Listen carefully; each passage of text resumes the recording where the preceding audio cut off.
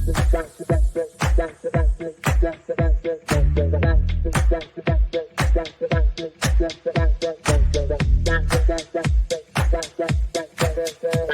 Connections Radio presents. Welcome to Vegas Hockey Hub Recap here on PRConnectionsRadio.com, the voice of new media. I'm your host, Ian Rachiele. And on this edition of Vegas Hockey Hub Recap, we are going to be breaking down the most recent game of the Vegas Golden Knights season. As this show has been over the course of this year, what we do is that we analyze and we break down the most recent game, and we talk about every single game during the Vegas Golden Knights regular season. And this was an interesting game, but not for the reasons that you're thinking. So we're going to talk about this and break down everything here on Vegas Hockey Hub Recap. And if you want to go to PRConnectionsRadio.com, the voice of new media, and check out all of the great content we have on the network. We have about a dozen shows, including Vegas Hockey Hub. So go to the website, PRConnectionsRadio.com. And if you want to go to the YouTube channel and subscribe to the network, that would help out everybody involved. If you also want to go to the social media pages, we are on Facebook at PR Connections Radio. We're on Instagram, Twitter, Twitch. We are everywhere at PRConnectionsRadio.com. And if you also want to follow Vegas Hockey Hub on social media, we are on YouTube as well at Vegas Hockey Hub. We're on Facebook, Instagram, Twitter, TikTok. So we're kind of growing our brand with social media at Vegas Hockey Hub. And if you want to follow your host, I am at Ian J. Rachiele on almost all social media platforms. So getting into this game, there was a few roster updates that happened in between the game against Boston and the game that we're just about to talk about. So Isaiah Saville was called up from Henderson. So when it comes to the goalie situation, it looks like he is now going to be a permanent call-up from the Henderson Silver Knights, not just on an emergency loan. If anybody remembers what happened in the Boston game, Isaiah Saville, he was called up because Yuri Patera was injured. So after he got injured in the Colorado game, they had Saville called up from Henderson. So he is now going to be backing up Logan Thompson for a while. And this makes a lot of sense because Aiden Hill, that situation there, he is still injured. He's still on the sidelines. Then you got Patera, who obviously with him getting injured against Colorado, it is just the next man up in mentality. And, I just say when it comes to the Vegas Golden Knights calling up Saville, and then Byron Frazee called up from Henderson. Now, he did play a few games last year for the Vegas Golden Knights when the injuries really stockpiled towards the middle of the season. But this is going to be his first action for the Vegas Golden Knights. So him being called up from Henderson, him being part of the Golden Knights organization, this does matter because when it comes to Byron Frazee, he is a veteran. He is someone who you can put on the fourth line and you can trust to be on that fourth line for the Vegas Golden Knights organization. So overall, these two guys getting called up from Henderson, but Byron Frazee, for the first time this season, being called up to the Vegas Golden Knights organization, and him being on that fourth line, it is actually going to be interesting to see how many games he is on the fourth line, how long he is going to be on the roster, considering the injuries that we have seen with your Vegas Golden Knights. Now, I do want to give an update on what happened in the Boston game because Jack Eichel did get injured in the Boston game. We did get reports that after the game came out, that Jack Eichel, with him suffering that injury after he crashed into the boards, after he had that incident towards the middle of the third period, yes, he did come back. Yes, he was part of that crucial game-winning moment that we saw in the Boston Bruins game. But for Jack Eichel, him being injured, he would not be playing in this game against the Calgary Flames. So it's very interesting to see how Jack Eichel and really how that first line is going to perform, considering that we've had Marchessault, we've had Barbashev, and for him to get injured, we'll see how long he is out or we'll see how short he is out. When it comes to Jack Eichel, him getting that injury, it will just be an interesting dilemma to see how he does for your Vegas Golden Knights and how they perform with him not in the lineup. And then you had Tobias Bjornfoot, who was put on IR for your Vegas Golden Knights. So Tobias Bjornfoot, this is somebody who's a young defenseman, waiver claim from the LA Kings just a couple of days ago. And he did play a few games for the Vegas Golden Knights. Then he suffered an injury, and now he is on the IR for the Vegas Golden Knights. Considering the depth of your Vegas Golden Knights on defense, this isn't a huge loss for Vegas. Now, it does question when he does come back, where is he going to be in the shuffle? Is he going to be sent down to Henderson? Is he going to be a healthy scratch for Vegas? Because depending on the defensive depth and how many defensemen the Vegas Golden Knights will have at that point when he is no longer on IR, it's just going to be interesting to see how he fits in with the roster once he comes back. But yeah, him being on IR for the Vegas Golden Knights. And then another pregame note that I do have to mention is the Winter Classic jerseys. So this is going to be the second time this season that your Vegas Golden Knights will be wearing the Winter Classic jerseys. Obviously, we know the first time they wore it during the Winter Classic against Seattle. And considering how badly they did in the Winter Classic, and I was at the game in Seattle when I watched it, and it's just going to be a fascinating situation for the second time this season to see the Vegas Golden Knights wearing those Winter Classic jerseys and putting those on, having the V on the sweater. But yeah, pregame note, that was definitely something you did have to mention when it came to the Vegas Golden Knights, the fact that they are wearing their Winter Classic jerseys in this game at T-Mobile Arena at the Fortress against the Calgary Flames. And it being a division rival, it kind of makes sense why they're doing it. And then the last pregame note before we really break down the game, I have to give a huge congratulations to Jack Eichel. So Jack Eichel, he has been named to the NHL All-Star team. And Jack Eichel, he has been an All-Star for sure. This is a guy in Jack Eichel who has been by far the best player on the Vegas Golden Knights this entire season. You can make an argument that Jonathan Marchessault has stepped up, William Karlsson has stepped up, but Jack Eichel, in terms of consistency, has been the best player on the Vegas Golden Knights. So I will say, when it comes to Jack Eichel, this is an organization that really has been lucky and really has been fortunate to have Jack Eichel. And considering his points and the amount of goals he has scored up to this point, it does make a lot of sense why Jack Eichel has been named to the NHL All-Star game. So I will say, Jack Eichel, congratulations to him on being named there. And then lastly, Logan Thompson, for it feels like the multiple games in a row, he is in net for your Vegas Golden Knights.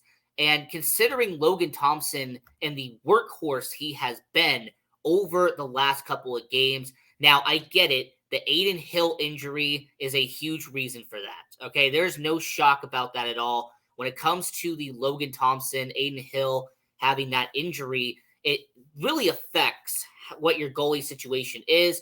I think Seville is just not ready yet to play in the NHL, but he will be a backup. He'll be on standby just in case of an injury happening to Vegas.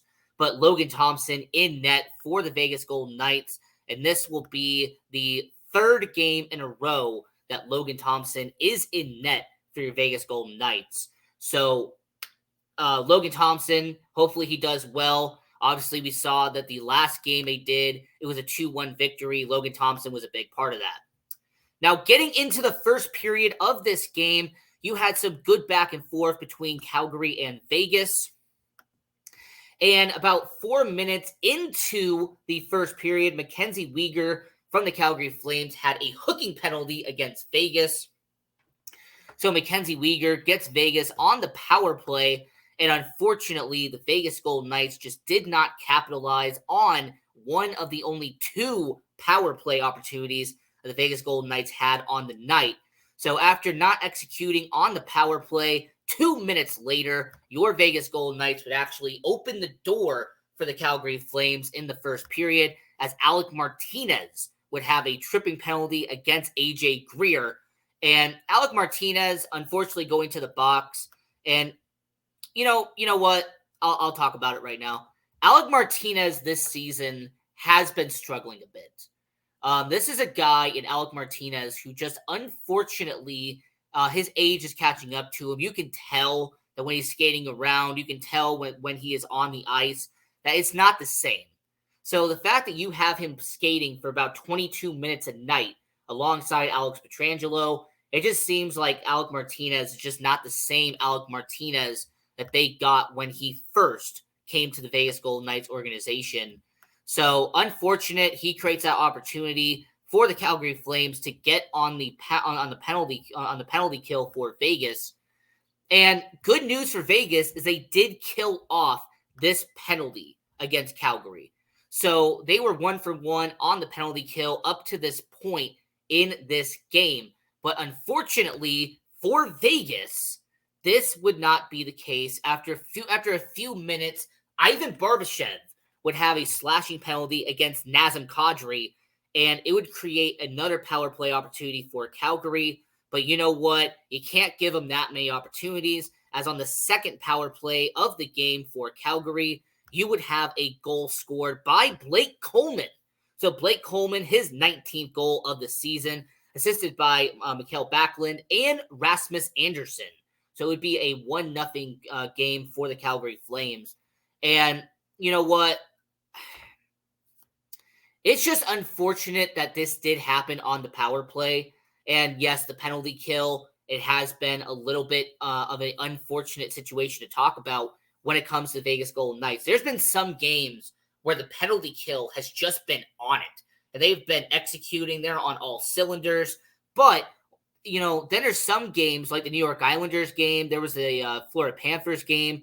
And really seems like there's some games where the penalty kill is just not on it. The penalty kill is not doing what they need to do. And this was just one of those games where it seemed like the penalty kill was just not up at 100% like it needed to be. So after this goal on the power play by the Calgary Flames, and then you had the Nazem, and then you have also this situation too, you would have a few minutes later in this game where the Vegas Golden Knights would go down by 2 goals. As in the first period, about 2 minutes later, Nazem Kadri, who had the slashing penalty against Ivan Barbashev that helped create that power play opportunity, had his 14th goal of the season, assisted by Connor Zary. It would be a 2-0 game for Calgary. So the Vegas Golden Knights unfortunately put themselves in a window and really put them behind the 8 ball as they were down 2-0 in this game to start out the first period. Now, Kadri, out there when he was in Toronto, he was in Colorado. Now he's out there. He got the bag in Calgary. He's been an all-star. We already know about that. But when it comes to Kadri, he is a solid player, don't get me wrong, but he's also a menace too. He is someone who can get under your skin. He's good at trash talking. He is good at getting under your opponents and kind of causing some rile and causing some tension there. So Kadri gets that slashing penalty against Ivan Barbashev, and then about 4 minutes later scores his 14th goal of the season to make it a 2-0 game here. And just a terrible start by Vegas. I mean, the offense, the lack of energy, it seemed like the hustle just wasn't there. Now, yes, there was a couple of scoring opportunities in this game that did happen. I mean, I know in the first period, there was a opportunity by Vegas, especially from Jonathan Marchessault, who put up a whopping 7 shots on net in this game. But Jonathan Marchessault, he had an opportunity. It just did not get past Markstrom. He also had Pavel Dorofeev. He had a good shot on the left side that just did not go in. And then he had the Nick Wash shot towards the near of the first period that just barely missed against Markstrom. So I'm not saying that it wasn't a no opportunity on offense from the Vegas Golden Knights, but what should be said is that it was just not a good start for Vegas. It just seemed like they were playing catch up after the first couple of minutes in this game. And, after the end of the first period, you're down 2-0. And it's just an unfortunate situation for Vegas that this has happened a few times this season where you're down by 2 goals and you're just trying so desperately to get back into the game, and it just doesn't happen. So terrible start by Vegas, and it was just not the best opportunity for the Golden Knights. And then in the second period, there would be no penalties in this period. And there actually would be, once again, a few opportunities to get the puck in the back of the net. There was an opportunity by Ivan Barbashev that just went past Markstrom. Even Caden Korzak, who actually had 3 shots on net, the young defenseman who was in there on the second line, even he had an opportunity up in the high slot, and it just did not get past Markstrom, which really shows you that Jacob Markstrom, when he is on it for the Calgary Flames. But about 2 minutes left in the second period, the Calgary Flames would go up by 3 as Mikael Backlund would have his 10th goal of the season, assisted by Andrew Mangiapane and Blake Coleman. It would make it a 3-0 game. And yeah, the Vegas Golden Knights, they really just stumbled in this game. There's nothing nice really to say about it. It's just the reality of the Vegas Golden Knights struggled against Calgary in this situation. It just really did not pan out when it came to the Golden Knights organization going up against a team like Calgary. So after the second period, you're down by 3 goals, and it seemed like the energy was just depleted. I mean, at T-Mobile Arena, the fans, it seemed like they just were, wanting the game to get over with. The energy from the players, the hustle. Yeah, just the second period just was not great for the Vegas Golden Knights. And then the third period, there was an unsportsmanlike conduct penalty against the Calgary Flames. And that should have opened an opportunity for Vegas. They should have been on the power play, could have executed something, but unfortunately, they just did not do it. So I will say that when it comes to, that situation, I really have to look at it and go, you have a Calgary Flames team that essentially almost dominated from the puck drop. I mean, from the first period all the way to the end, the Calgary Flames just did what they needed to do in this game. So after the Vegas Golden Knights did not execute and went 0 for 2 on the power play in this game, the Vegas Golden Knights would at least get a goal as halfway into the third period, Chandler Stevenson with his 7th goal of the season, assisted by Alec Martinez and your captain. And even though that would go down to 2-goal deficit for Vegas, it was just not enough as the Calgary Flames would hold on to win and make it a 3-1 game here in this matchup. And look, I have talked about it on this show before. We've talked about it before on this show. This is a Vegas Golden Knights team that has lost 4 of their past 6 games. And you really have to start building up that momentum really towards the end of the season, really towards the end of the schedule. This is a time to not lose and not lose hand over fist. You really need to start winning games towards the end of this schedule here. Considering what we know and considering what we're going to see in the future and even the matchups that Vegas is going to have coming up soon. Nashville, you have New York, you have Pittsburgh. I mean, you have that road trip on the Eastern Conference where you're going to have to go up against the Devils, against the Rangers, against the Islanders, against the Red Wings. This is going to be a Vegas Golden Knights team that if they don't get this corrected and they don't fix the struggle that they have right now, you are going to have to really make some very important decisions long term about what are the Golden Knights trying to do in terms of the long term. Now, are they still a playoff team? Yes. Are the Vegas Golden Knights going to make the playoffs at this point in time? You can look at them and say, you still are one of the best teams in the Pacific Division. Vancouver has been building up that momentum over the last month and a half. Vancouver has been taking over as the best team in the Pacific. We already know that. But look at LA and look at Edmonton, because the Edmonton Oilers have been building up a run over the last couple of games. They are getting hot now. The LA Kings have been around 500. They win 6 out of 10, or maybe they win 5 out of 10, but they have an overtime loss, so they'll get points in 6 out of 10. That is what the LA Kings have been doing. They've been consistent at this point in time. The Edmonton Oilers had a terrible start to the year, but they are building up that momentum and are now getting into the swing of it right now. So if you're the Vegas Golden Knights and you see what their win-loss record is right here on the screen, you really have to sit back and ask yourself, when it comes to the Vegas Golden Knights, how many more of these streaks can you have?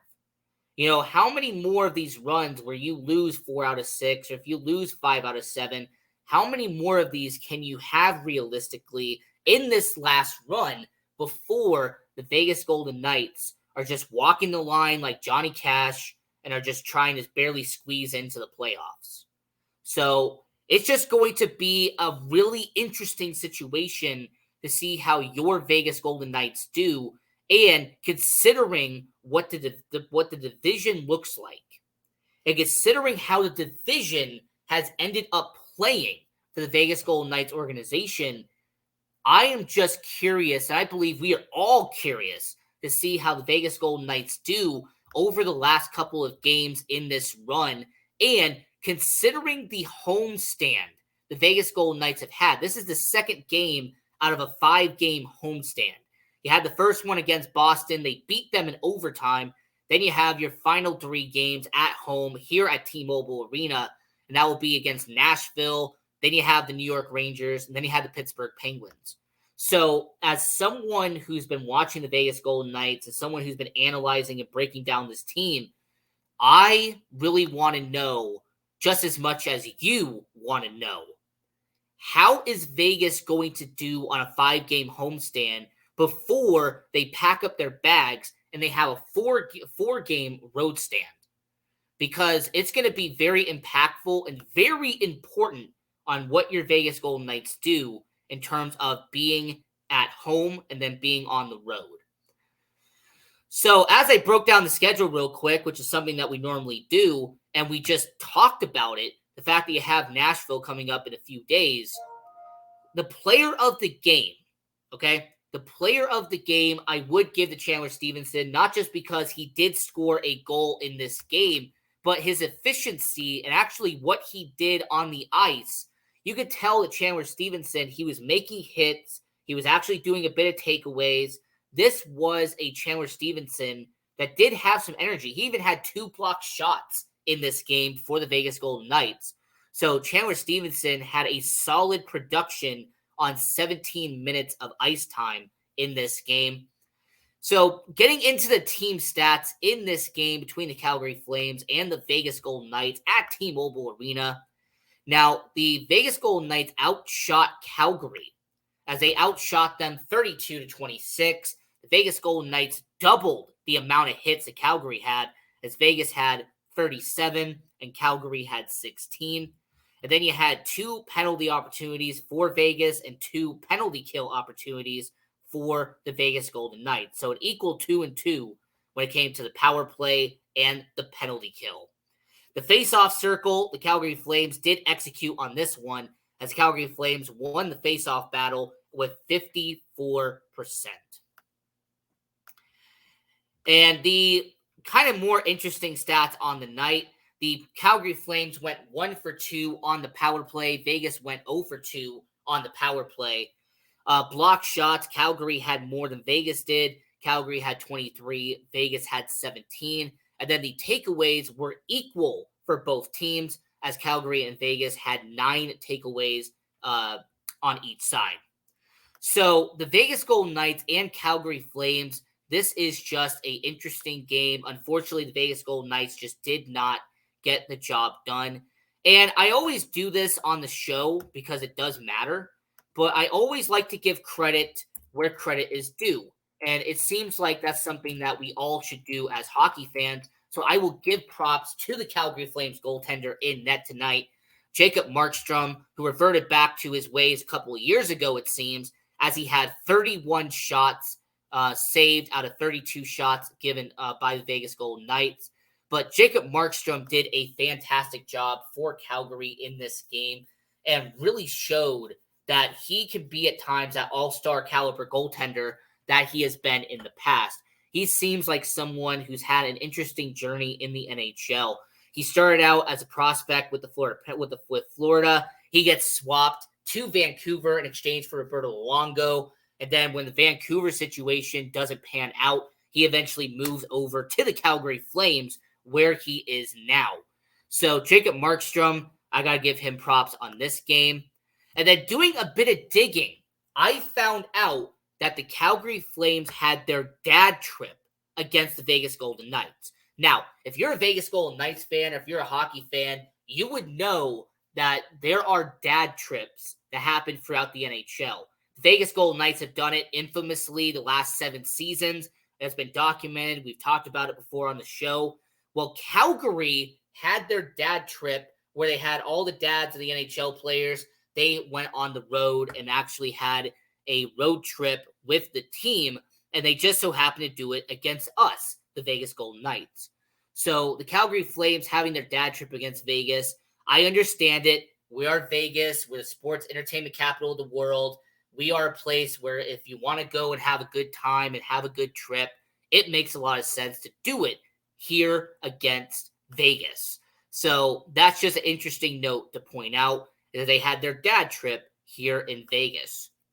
And then when it comes to the AHL, I haven't talked about the AHL as much as I normally do on this show, but I do want to briefly mention the Henderson Silver Knights, because you do have the throwback uniforms that they are going to be doing.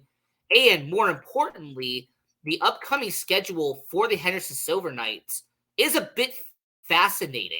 So this is a Henderson Silver Knights team. If you want to go to the Dollar Loan Center, if you want to go down to Henderson, you want to watch how the Vegas Golden Knights AHL team, Henderson Silver Knights, do, that is great. But yeah, on Saturday against the Milwaukee Admirals, they will have Las Vegas Thunder night. So they're going to have their throwback night where they're wearing the Las Vegas Thunder uniforms. Anybody who remembers back in the day, back in the 90s, we had an International Hockey League, and the Las Vegas Thunder was our team back in the day. So that's going to be a really cool moment. The fact that they have this throwback night for the Henderson Silver Knights. The jerseys look pretty good, by the way.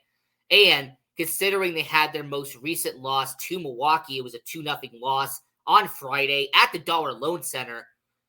This is going to be a fun game to watch. It's going to be at the Dollar Loan Center, like I said. And, you know, the rest of their schedule, obviously they have Coachella Valley in a back-to-back. You have Tucson, the affiliate of Arizona, on a back-to-back. Then you have Colorado to end the end of the month on a back-to-back. So if you are a fan of hockey and you want to support the minor league hockey scene, I would highly recommend going to the Dollar Loan Center, going down to Henderson, and checking out the Henderson Silver Knights. But just wanted to do that little cliff note there and kind of talk about this to end the end of the show. The fact that the Henderson Silver Knights had their throwback uniforms on this game against Milwaukee, and it will be a fun night to watch for sure. So getting towards the end of the show here on Vegas Hockey Hub, I want to mention to everyone watching all around the world, go subscribe to the YouTube channel at PR Connections Radio. Go to the website, prconnectionsradio.com, the voice of new media, and check out all of the amazing content that we have on the network. If you want to subscribe to Vegas Hockey Hub, we are at Vegas Hockey Hub on YouTube. We have a Facebook page where we try to upload all the content that we have on the network at Vegas Hockey Hub. On our Instagram, we upload reels of the events that we go to, the practices, the games, and all that content that we put on there on our Instagram at Vegas Hockey Hub. We have a Twitter at Vegas Hockey Hub where we try to live tweet and try to engage and interact with all the Golden Knights fans all around the world at Vegas Hockey Hub on Twitter. And then we now have a TikTok where we upload content from all of the hockey events that we upload and that we are at on Vegas Hockey Hub on TikTok.